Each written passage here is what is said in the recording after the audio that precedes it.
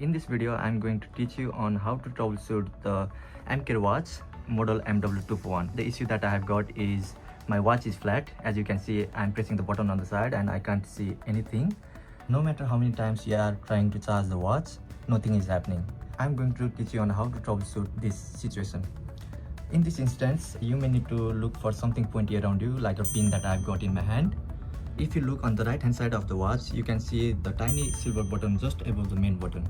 What you need to do is you need to press that tiny silver button with something pointy like a pin. I will count 1001, 1002, 1003 and so on, just over 20 seconds. I'm just taking off my pin. You may want to put watch on your round base or use the cord, and I'm going to attach the cord at the back of the watch.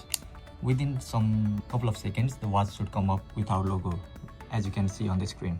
Leave the watch over there for more than 10 minutes, then the watch will be stable and the battery will exceed as well. If you leave it over there for 1.5 to 2 hours, then the battery will exceed and the watch will be stable, meaning that you won't have the issue again. But if you have the issue again, you can give us a call back on 1300 number or send us an email at help@mkdigital.com.au.